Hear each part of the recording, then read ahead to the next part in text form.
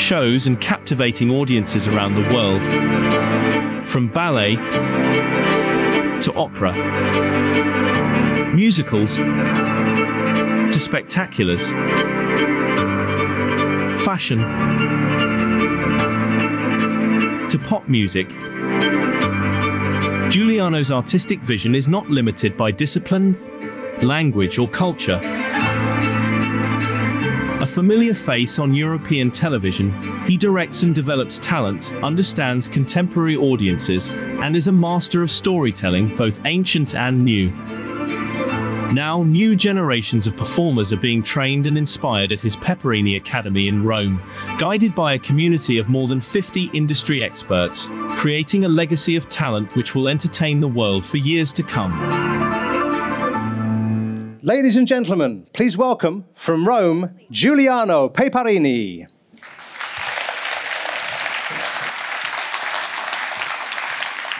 Good afternoon, ladies and gentlemen, and welcome to my office, the stage. For more than 40 years, this has been my home. Creativity and culture are my world. I am a kid that grew up in a sort of a jungle. But don't get me wrong, not a jungle as you have here in Thailand with beautiful nature, trees, monkeys, snakes. My jungle was a little part of Rome in Italy. A country at that period in the 70s where people were struggling. A country full of tension at that period, but with a very strong sense of culture and glamour. My parents, like many other parents, were coming from a very simple family, not having much, trying to build something for my sister and me, trying to make us grow, to educate us. And I've been very lucky in my life because they allowed me to dream. So, at 8 years old, I was already at the bar doing ballet class. And at 14 years old, I started to study theater. And I was already performing. Actually, I was the younger performer in Italy at that period. And I had to deal, of course, with people double my age. And I had to listen to them. I've been lucky because I met a lot of masters during my road that taught me where I could look, where I could go. And the most important thing was to look where they were looking, to listen to them. And a lot of people today forget to do this, especially young people. Look, I give you some example. If you go on the street and you ask for some direction to somebody that knows exactly where do you want to go, they will tell you in the details the street. But maybe what just you will remember will be turn left or turn right, nothing else. Young people today struggle with listening. They have access to so much. More than ever, they think they know everything. So we must help them. We must tell them where to go. We must educate them.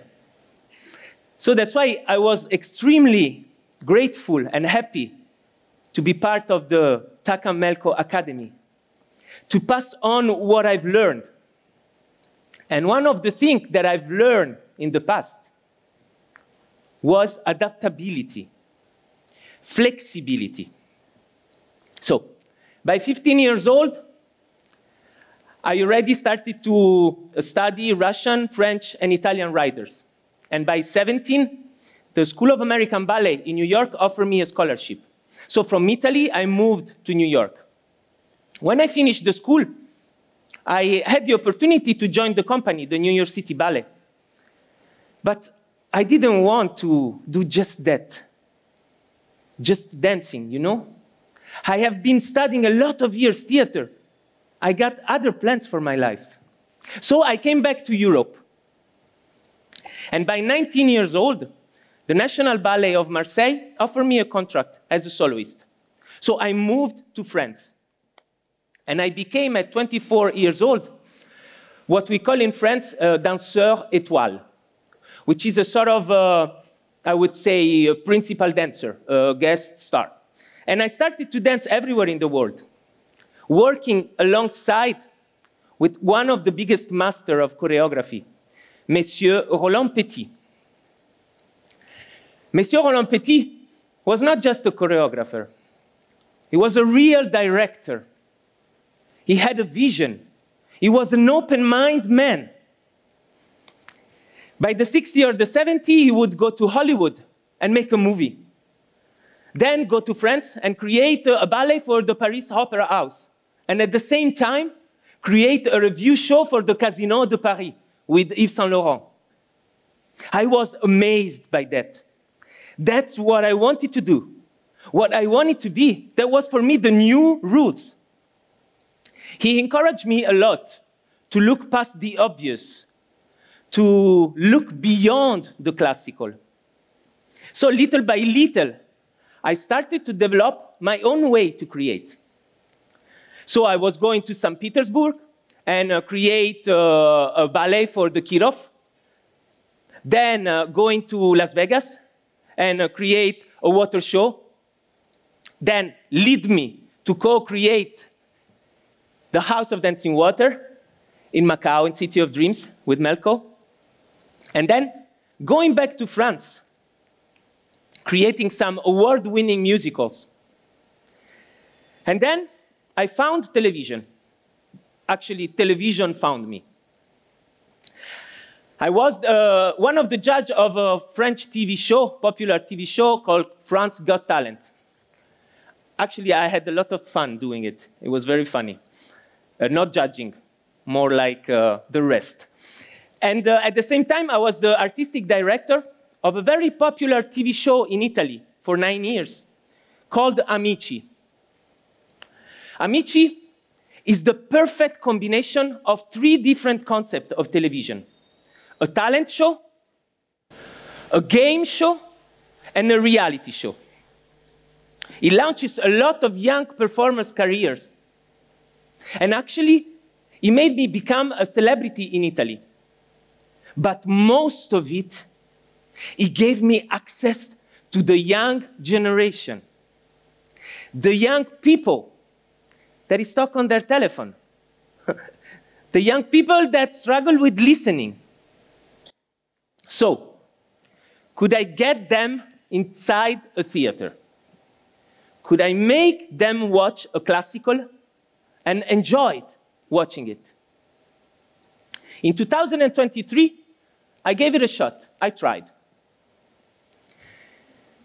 In the Isle of Sicily, there is the most beautiful Greek theater in the world. In the city of Syracuse. It's a 2,000 years old theater. It's a 9,000 seat, a wonderful space of performance. And actually, I had a 2,000 years old story that I wanted to tell. The story of Ulysses. Ulysses is a poem written by Homero. It's a 24 books or chapters telling the story of a 10 years journey of a man to Ithaca, his home, after the war of Troy. Full of elaborate symbolism, complex, obscure languages. It's typical of that period. So what did I do? I twisted. I adapted. I took the essence of the story. I got inspired by the story. And I brought Ulysses in the present, inside an airport.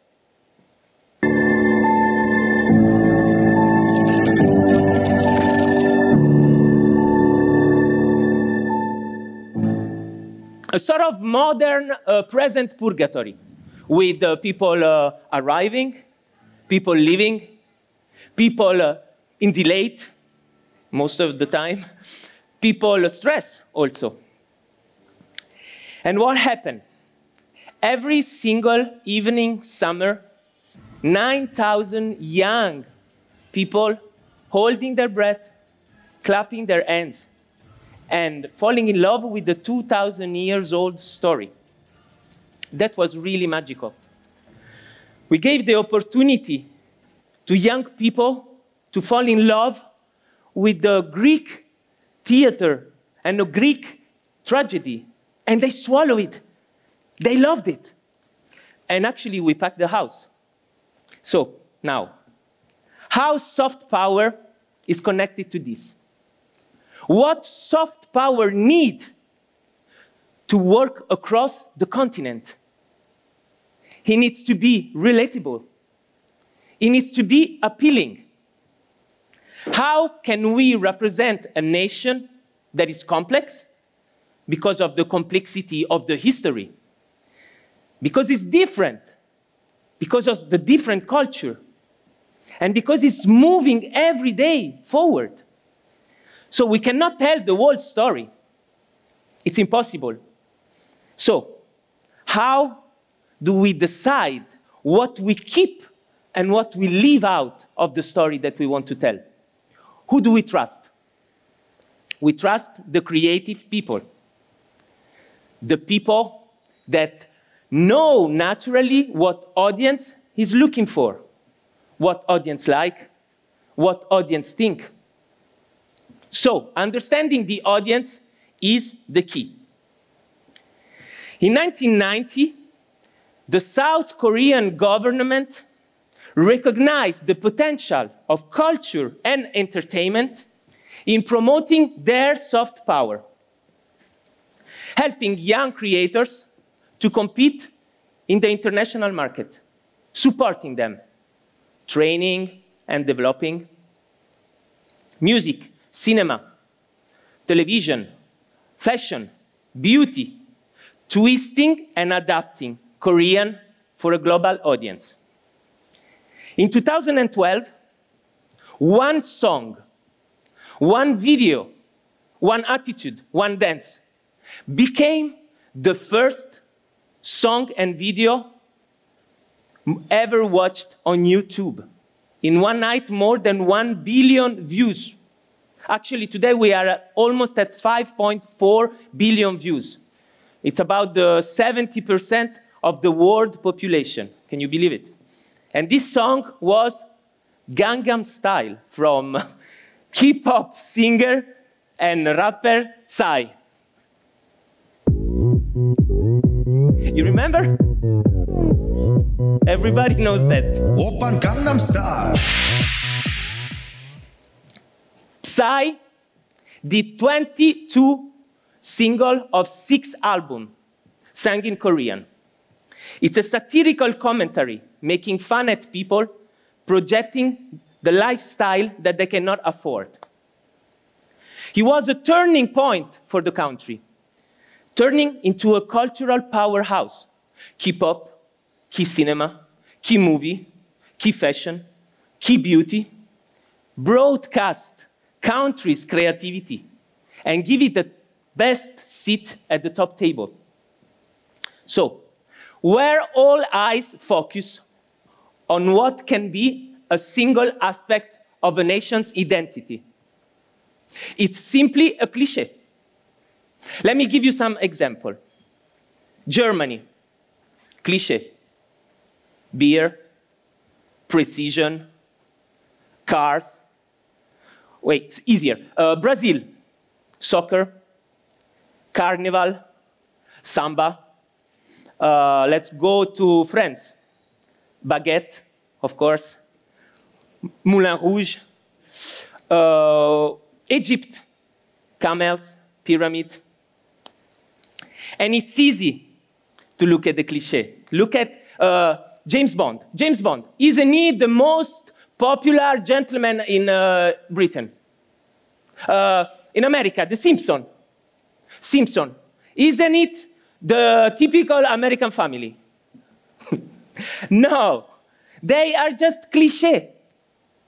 And as I said, it's easy to look at the cliché. Why? Because they are predictable, unoriginal, oversimplified, and overused. And why all this? Because they are familiar. Because they tell stories. Actually, in popular culture, the clichés are extremely powerful. Take me as an example. I am Italian. I know we have thousands of clichés. So let me go for some of them. I never drink cappuccino after 11 a.m. I eat pasta and pizza every day. Actually, this is quite true. Well, let me see. I shake my hands when I talk. And that's why I always get my hands in the pocket. I have hundreds of recipes of my grandmother, of my nonna. I do. I cook very well. I'm stylish. No, don't answer to that, please. I'm joking, I'm joking. I live in the Dolce Vita. Yes, this is my cliché. I am that cliché. Let's go to Asia. Let's take Japan, for instance. What about the manga? What about anime? Anime industry. It says to be worth $30 billion. And it's set to hit $63 billion in the next 10 years. And every single part of anime is telling about Japan, is telling about Japan's culture, broadcasting Japan's soft power to every corner of the globe. Think of Japanese food. Sushi, ramen, matcha. Those are universal. Everybody knows them. But what about when we step into Japan and we discover how many sub-cuisines are there? 100, 1,000 of that. But sushi gained traction. Why? Because it looks healthy, because he looks fresh, because it's colorful, it's beautiful, because it's loved by celebrities. And most of it because it's adaptable. So there was a room for interpretation, a flexibility which encouraged experimentation between the original and its new setting. And it's the same for entertainment. We are not just producers. We are custodians of history and culture. We can bring the past alive by telling stories. This is beautiful. But who can do that? The best people to do that, to twist the narrative and build bridges between yesterday and tomorrow, are your creative and your creators, because they live by the new rules, because they create the future. Your creator understands that you cannot tell the whole story. And try if you want, but you will fail. Let them twist. Let them adapt, and you will reap the reward. They are living by the new rules. They create the future, and they are our future. Thank you so much. Giuliano Peparini. Thank you, Matthew. Fantastic. Come and join me over here. Unfortunately, we've only got a few minutes. I've got so many questions I want to ask you. Let me start with one. It seems to me that this journey that you went on, you started on the mean streets of Rome. You made the decision to go overseas, to France and onwards. Was that what contributed to you becoming the maestro you are today? But I think that we learn a lot by the experience, by our life. You know, I always had the feeling when I have to see my life, I see a suitcase. But a suitcase full of experience, full of people that I met, full of a person that gave me so much, you know? And so I think that this is the most important message, you know? It's the trip that we go, it's the adventure that we go through, you know? Even if it's difficult, because leaving your country when you are 15 years old, it's not easy because the family, it's very important, when you are a kid. But at the same time, that makes you strong also. You said that your parents gave you the ability to dream. How do we encourage young people to dream? I think by following their interest, by understanding through their eyes, what they like, what they want to do. I think understanding our younger generation, it's our duty today. You've also said, I noticed this, you said you can't follow the cliches, it's too easy. Well, okay, thank you for that. Then you said trust the creatives to know what is the essence. Yeah. You've only been here a few days before these talks. Have you seen things that you think could be the essence of telling the Thailand story? Absolutely. Thailand is full of history, full of culture. I think that in France we say it's a berceau. It's really the place where everything it's born, and it's full of elements, in the history that can become a beautiful story. And it's through the also story help other people, other country to know our country. That's a good answer, thank you. As we know, a young performing arts student will be going as part of the THACCA Melco Academy to work with you. You learned at the feet of Roland Petit. What was the most important lesson you learned from him? Actually, I remember one day, at the beginning, I was seated close to him, and he was creating something. And he asked me, he said, "Where are you looking?" And I said, "I'm looking at the stage. Where should I look?" And he said, "No, you don't have to look at the stage." He said, "Look where I'm looking." And at the beginning, I took it as like, why should I look where he's looking? But then I started to understand what he was saying.